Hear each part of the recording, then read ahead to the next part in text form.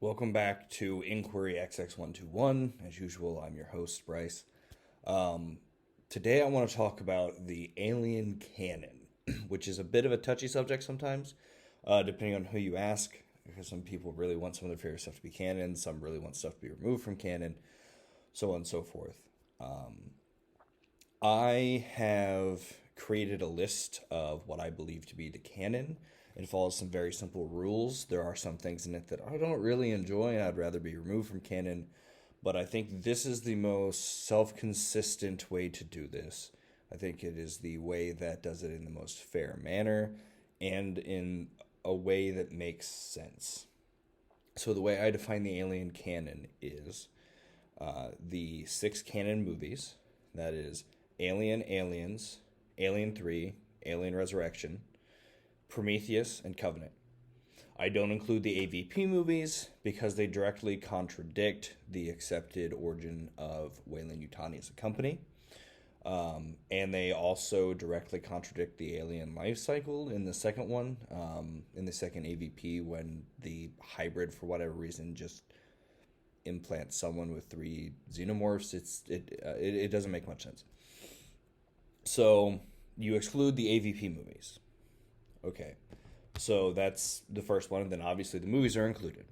So there's the start of the canon. All of the Alien novels, full-length novels, are included, as well as the comic lines who have gotten novelizations, because those are also novels. For example, Labyrinth, I believe, got a novelization, or Earth Hive, Female War, DNA War, so on and so forth. There's a number of comic series that ended up getting novelizations that are pretty good. Beyond that, we have the comics that got the graphic novel treatment, as I call it. You get these big omnibus graphic novels. These are Alien versus Predator, The Complete Life and Death. You have the Prometheus series, The Complete Fire and Stone.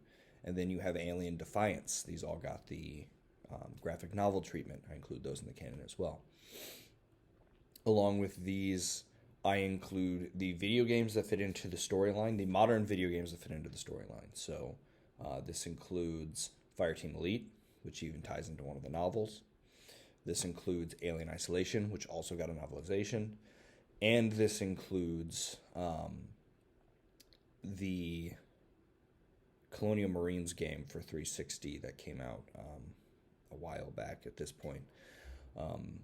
And they even did return to the site of LV426 in the comics as well, so it kind of makes sense. So I include the handful of video games. I don't include the Alien vs. Predator video game for 360 that came out in, I believe, 2010, because it contradicts the Alien life cycle a little bit, as well as just a few other minor things. So I exclude that one because the six becoming the Alien Queen doesn't match the Alien life cycle. I also include the Alien RPG modules and published campaigns as canon. This includes the short modules at the end of the books. This includes the campaign at the end of the player's handbook, the Hadley's Hope campaign. This includes, Chariot of the Gods, Destroyer of Worlds, and Heart of Darkness, which just launched, as well as the Marines campaign in the operations manual. So I include those in the canon as well, because the Alien RPG is working to create this set, coherent universe, which I really appreciate. There are a few comic lines that may also be considered canon. I don't include them in the canon because of this way that I've organized what I consider canon. Now, this isn't me saying that other comic lines can't be canon. They've never been established to be, though. But they are referenced in some canon material, so take that with a grain of salt. All of these are canon, but others can also be included.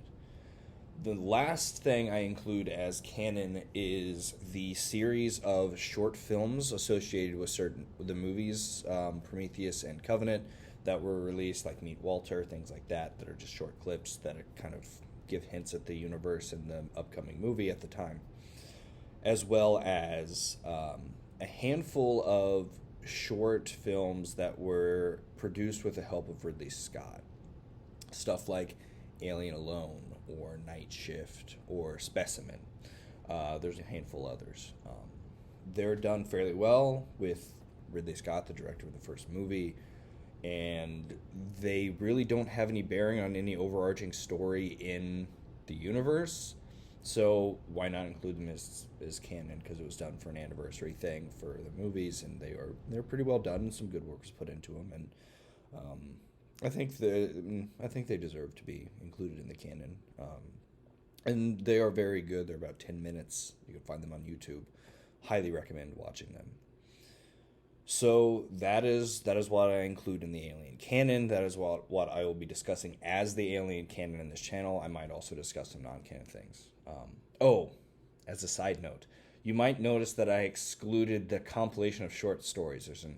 There's Bug Hunter's compilation of marine stories. I'll talk more about that one later in another video. There is also a compilation of AVP stories. I don't include those because a lot of them contradict canon, including like literally contradicting stuff in the movies. So I don't include those in canon. They're a quick read. They're there if you want them. I'll do a more in-depth review later, but I exclude those.